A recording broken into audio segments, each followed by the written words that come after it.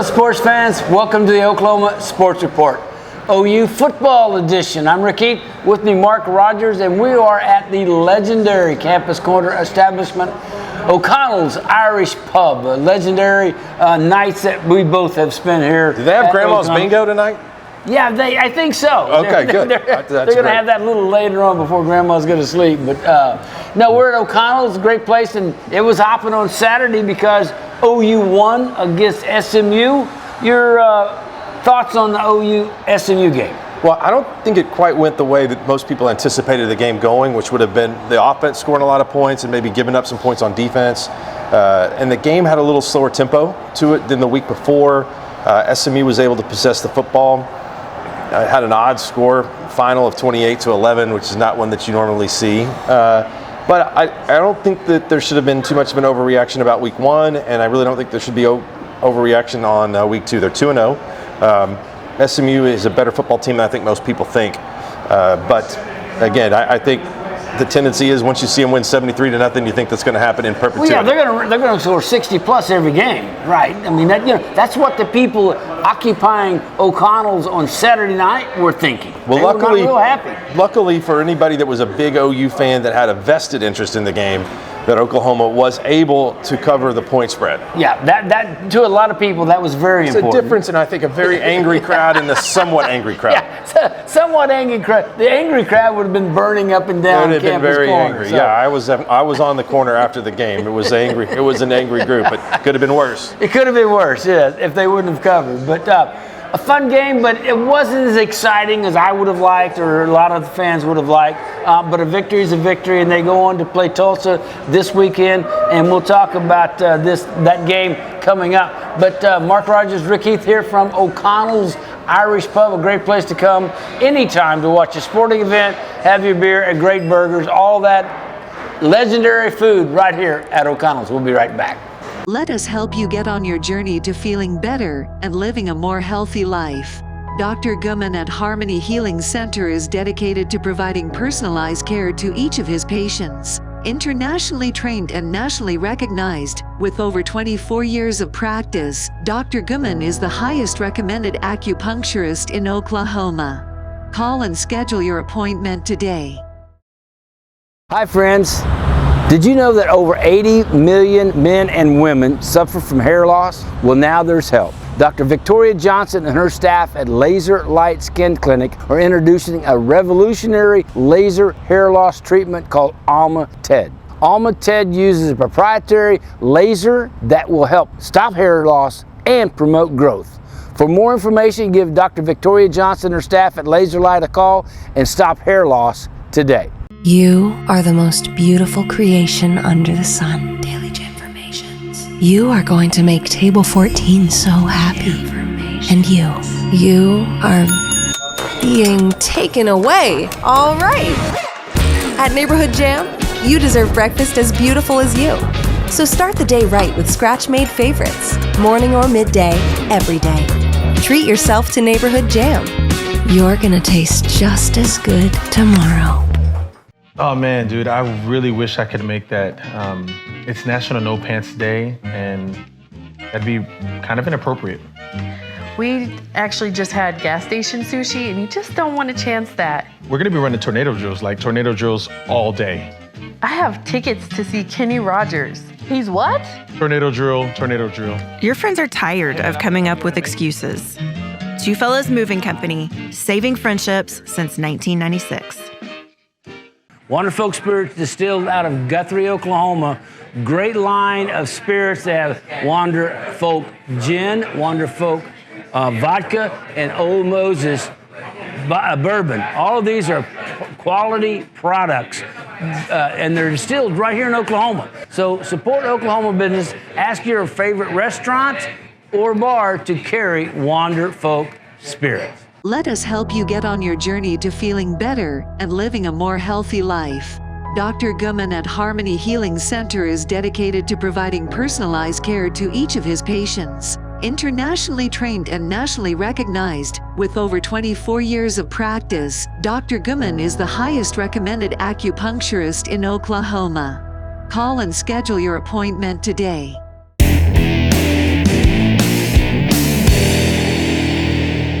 And welcome back, Oklahoma Sports Report, OU Football Edition. Mark Rodgers, Rick Heath from O'Connell's Irish Pub.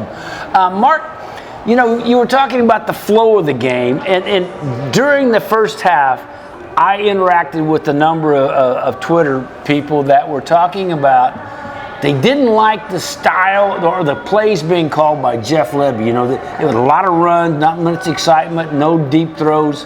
You know, that was one of those things that I was kind of uncertain about.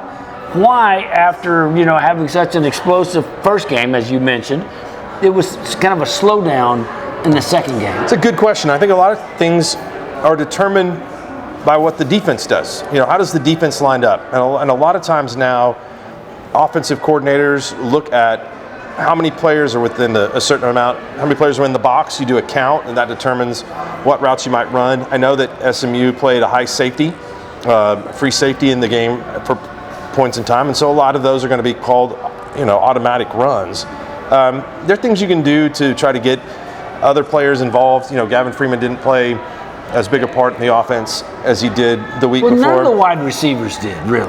Right. I don't think they ever really felt threatened in the game, that they might lose. Every time SMU got close, when they got to 14-11, Oklahoma went right down the field and scored.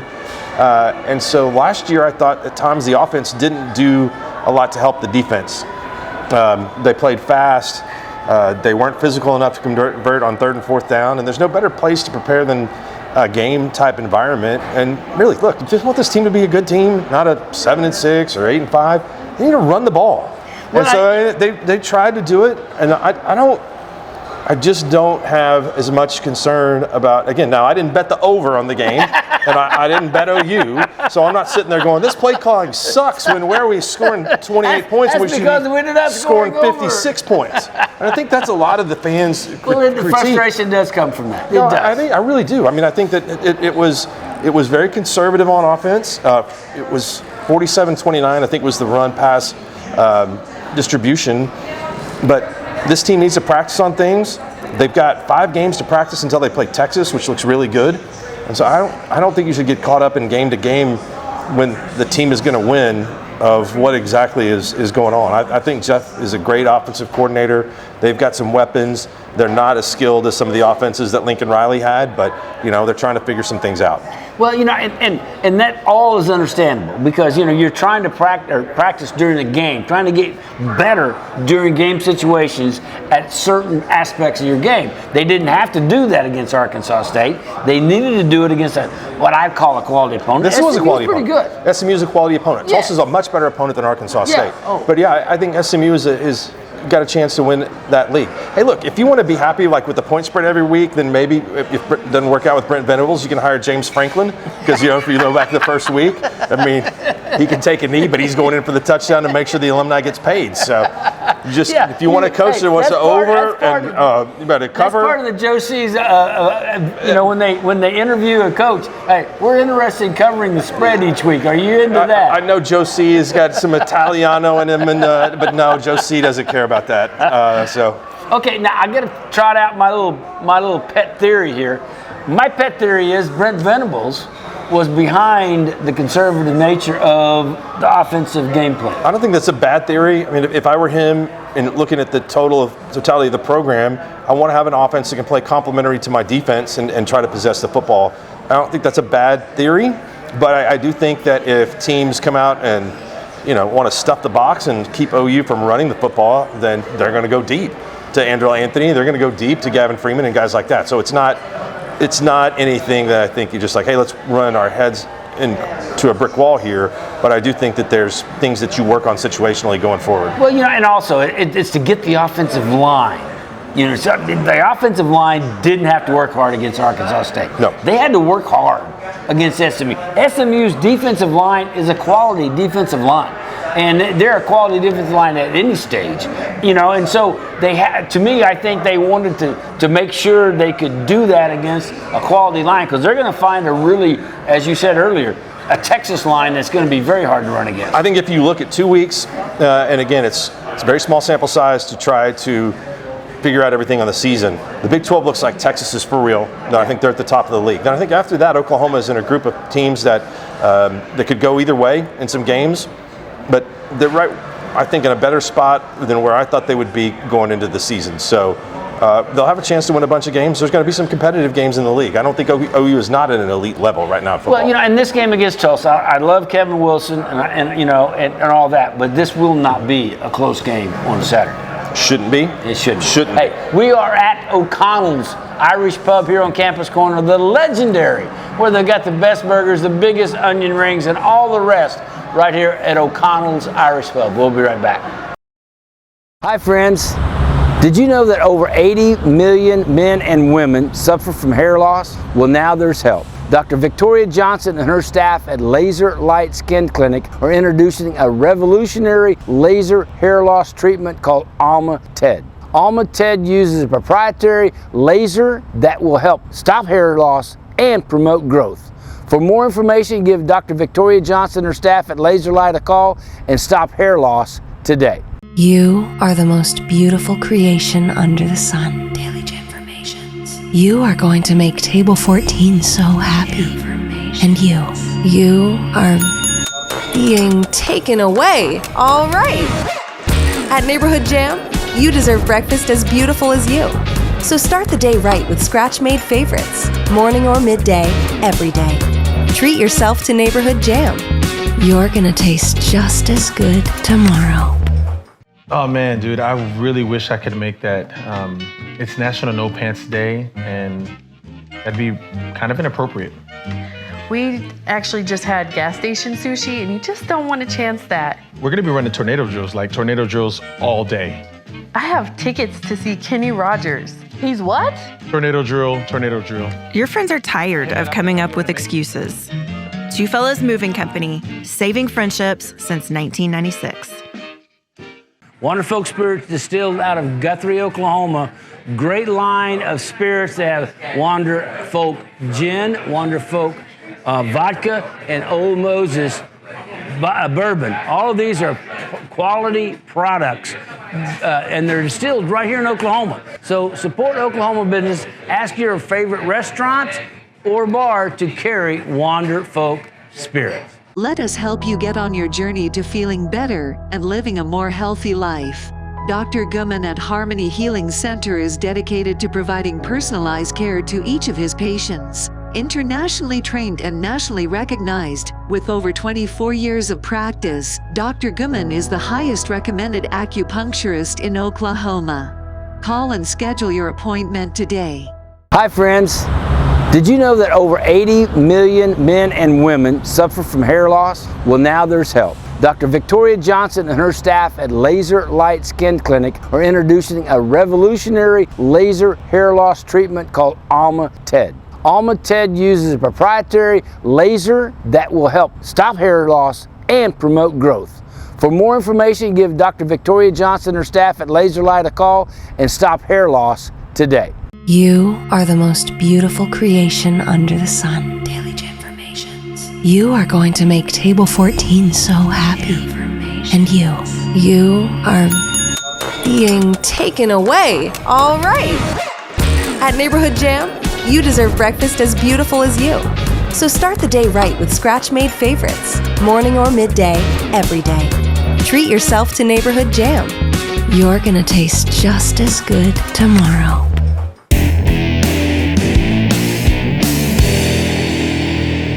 And welcome back. Mark Rodgers, Rick Heath from O'Connell's Irish Pub here on Campus Corner in Norman. Mark, against SMU's offense, which was a good offense. I mean, they're going to show out the rest of the year how good an offense they are. They got a good coach. They got a good creative offensive approach. But I think OU's defense played well. And here's the reason why I think. OU defense controlled the run. They kept SMU from getting any kind of big yards. Yeah. And they also, the only bad thing about it was they controlled the run, but they weren't able to get much pressure on the quarterback. Right. All right. But at the same time, the secondary played well, especially the young guys coming in. And then the linebackers, good gracious, they played a heck of a lot of snaps. They had to sub out a lot of the linebackers, Kanik and Stutzman, because they were played so many snaps, they were getting dehydrated. So they got the young guys in there, and they played well. Yeah, I think you summed up that very well about what happened on defense. The defensive front appears to be pretty good against the run. They're letting their linebackers run free, as evidence of Stutzman's 17 tackles. They're getting no pressure on the passer. That's kind of a problem going into the league play against some teams that have good quarterbacks. Yeah, if they do that against Texas, yours will pick them apart. Well, there's other people too. I mean, Jalen Daniels at Kansas. There's other people in the league that can cause them problems. And again, if you don't get the pressure and you have to commit extra resources to the pressure, all of a sudden the defensive backs that have looked really good so far, they don't look as good, and people start getting mad at them and all those type of things. Well, you know, and I know that if you're giving a quarterback 4, 5, 6 seconds back there to run around, he's going to find somebody to open, because those receivers are going to move to an open spot. Yeah. So I think the defense so far is an incomplete grade. Certain individuals, I think, are really something you can get excited about. Danny Stutzman, for sure, has played great so far. Peyton Bowen has showed up. He blocked a punt in the game. That's what I was talking about. Youngsters playing good early. He had 48 snaps. That's a lot of snaps for a freshman. They should have him out there because he deserves to play. Yeah. He's that good. He's that good. So those are the kind of things that were positives. The negative of it, from the defensive side, basically not a lot of pressure on the quarterback, and they're going to have to figure out ways to do that without, like you said, coming with more people and blitzes and things like that. And I'm just not sure that they have the defensive line to be able to do that. I don't see anybody on that line that's good enough to put pressure by themselves. That's what they're recruiting to come in. David Stone is a guy that can help create some pass rush from the interior positions and other players. And if you want to go to having an elite team to compete for a national championship, you have to have some of those players on the defensive line. And they don't have them yet. But, Kevin Wilson, coach at Tulsa, offensive coordinator here at OU. I did the Kevin Wilson radio show back in the day. So Kevin Wilson is one of my favorite guys. He used to have an expression, there's more gold in that mine, which, he would call a play, get 5 or 6 yards, and then he would come back with it later on and get 5 or 6 yards. And his philosophy was, there's more gold in that mine. I'm going to go back in there and get it again. So, as good as he is offensive coordinator, he's working with a shorthand up in Tulsa. He is, and I think it's a tough job. I understand why he wanted to take that job, the chance to be a head coach again. Recruiting budget is not much. Matter of fact, the budget is not much. So I think that Steve Spurrier Jr. is on that coaching staff there too. So they've played hard in games this year. They played Washington. That's a tough one to have to come off of to play OU. And I think Tulsa's okay. Tulsa played SMU. I think they beat SMU last year, as a matter of fact. And so it's going to be a similar type experience as to what OU had this past week. Well, and OU's offense, depending on how they want to call it this game. If they want to rev it up, play fast, get a rhythm going, they're going to have a lot of success early. Well, here's the deal. If I'm Tulsa, I'm going to look at that game film and say, well, this is pretty effective against Jeff Levy's offense. Whatever they are doing, if you're kind of like, let's trick them into running the ball and be able to bring some more resources there and not let them throw over the top, giving them the impression it's going to be hard, put people in the passing lanes and people down the field, and that might be a good recipe to defend it, because Levy wants to create a lot of space, but if you put guys in the right spots, then that space is less. And what they're wanting to do is they think that the defensive coordinator is looking at what they do is, look, if we can make them run the ball, then they're not going to get that 20 and 25-yard gains at a time, because OU's running backs are not dynamic as far as breakaway speed. Well, it's interesting. Tyree Walker isn't, but he's very effective running the football between the tackles and things like that. They do have some dynamic guys. Gavin Sawchuk, is a sprint champion and those type of things. So it might be a situation where you might have to put some of those guys into the game, and OU's got the chance to make some adjustments too. Well, and I think that's kind of what they've been holding back. Sawchuk was a little injured and they haven't needed him. Barnes got 2 carries. Sawchuk was in for only a couple of plays. Got 1 carry. Yeah, and so it's not one of those things that we're leaning on him yet. But as the season goes along, I look for them to lean more and more into those young guys, because that does present a little bit more dynamic running, even if the defense, as say Tulsa's Golden Hurricane defense, does an umbrella defense where they're saying, okay, hey, look, you're not going to throw it on us, so you're going to have to run it. We might see more results at that point. it's probably a Category 1 defense and not a Category 4. Yeah, So. exactly. Good way to put it. Good way to put it. Hey, we are at O'Connell's Irish Pub here on Campus Corner, and we'll be right back.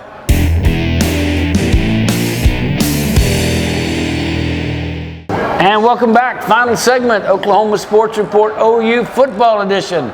Mark Rodgers, Rick Heath from O'Connell's Irish Pub here on Campus Corner. Mark, you know, as we've been talking about all the whole show, is that OU Tulsa, good for Tulsa. They get a home game. They get a sellout. I like that. I appreciate Joe Castiglione scheduling that game at Tulsa. There's not really a whole lot of reason to do that other than, you know, every 2 or 3 years you got to come, you know, we got to go to Tulsa. It ain't happening anymore. I mean, you're going to make more money by having the game here. And I think Tulsa probably agrees. Yeah. It's nice to have Oklahoma in the stadium, but logistically it's probably a mess. And again, you'd write them a bigger check to come here, I think. Yeah, and that's how that's going to end up. But, you know, when they enter the SEC, they may need Tulsa as a pre-season matchup. Yeah, you know? I think so. That's a good non-conference opponent. I mean, maybe SMU is proving to be not such a good non-conference opponent because the game was too close, but they're on the future schedule there. So, yeah, OU's going to have to try to work out some non-con games. You know, but I think if OU... They got Maine on next year's schedule. They'll be coming in a game for November. Now, that's reaching. I'm sorry, that's reaching out there saying, okay, who can we get that we've never played They're learning before? the SEC scheduling model. Exactly. The game will be in November. It'll be an off week. That's right. But it's been an off week for Maine, or when we play Maine. Yeah. Anyway, going into this game, I really, if OU wants to, they can name the score. Kind of like Washington. I mean, Washington's a quality opponent, and they had their way with Tulsa. Tulsa had to go up and play at Husky Stadium, which is not an easy place to go. Big travel, all that. But down there at home, it might be, kind of like it's been in the past, close at first, but I look for OU to kind of come in there and just name their score. Yeah, first game I ever worked on the sidelines at OU was 2002. And that game was 3-0 at halftime. I remember that Tulsa. game. I was in the press box. It was very bizarre because that 2002 OU team, I think, was number 1. Yeah. Or pretty high up there. But this game should be over relatively quickly. And I think so. So let's go ahead and talk about some other games. Moving into the Big 12, Kansas State at Missouri. Your thoughts on the Missouri Tigers hosting Kansas State? 2-0. Missouri's 2-0. K-State's a 5.5-point favorite in the game. And K-State handled them really easily last year in Manhattan. But it's a good test. I mean, this is a rivalry that was a Big 8 rivalry that goes way back, and the reason why they scheduled this game. It'd be a nice feather in the cap of K-State, who's looked good so far, to go in there and win this. I mean, I think it's a toss-up. I think it could really kind of go either way. And Kansas State's is that team in the Big 12 nobody wants to play. I mean, they're just that good. They give everybody problems. Ask OU. OU does not want anything to do with Kansas State anywhere, anyhow. And Missouri gets them this Saturday, and I look for Kansas State to do a pretty good job. It's really I think a lot of just fundamental football toughness that's created by the culture and practice, and they're not afraid to run the quarterback. Put him in positions where you either run some design run plays, and that's tough to defend. Well, I think when you have a quarterback kind of like the dimensions that they have, 6'5", 250, you can run him. Yeah, right. That's tough to tackle. Well, yeah, I mean, he's not fast, but he's tough. If he falls forward, it's a 3-yard gain. All right, South Alabama at OSU. OSU had kind of a, an uneven game at Arizona State. All right, the line's got my attention in this one. OSU's only a 7.5-point favorite. South Alabama, a bunch of returning starters, a team that's pretty good. I don't know what Mike Gundy's trying to do at quarterback. Even his brother's telling me that they need to make a decision here pretty quickly. I heard Cale talking about that. Yeah. You got to do something. You can't have 3 guys going in all the time. So that's a mess that he's got to figure out. I'm a little nervous for OSU in this one. All right, Wyoming at Texas. Texas coming off that big victory in Tuscaloosa. I think it'd be a better game if they played at Wyoming, where Texas would be in the atmosphere. 7,000 feet. Yeah. Texas has got to watch out for a little bit of a hangover, but they should be pretty good. I take the points in this game. Yeah, I think so. The thing about Wyoming and Texas, they celebrated so much on that field. Like you said, there could be a bit of a hangover effect. So, but Texas looks like they've got the kind of team that they've wanted for a long time. I agree. They're pretty good. They're pretty good, and I look for that to happen. There's several other games nationally we won't have a chance to talk about, but LSU goes to Mississippi State, South Carolina, and Spencer Rattler at Georgia. Tough night for Rattler. Yeah. Washington and Michigan State. What a mess Michigan State's having to deal with. Yes. And then Tennessee at Florida. That's going to be for early season, gauge for the SEC. Tennessee's a 7-point favorite, so that's a big game for Josh Heupel. I think Tennessee's got better players, but the Swamp and Tennessee coming to town will get that crowd amped up and a lot of weird things get it'll be big time. It'll be crazy, and that's how it is in the SEC. Hey, that's going to do it for this week's edition of the Oklahoma Sports Report OU Football. Mark Rodgers, Rick Heath. We'll see you next week.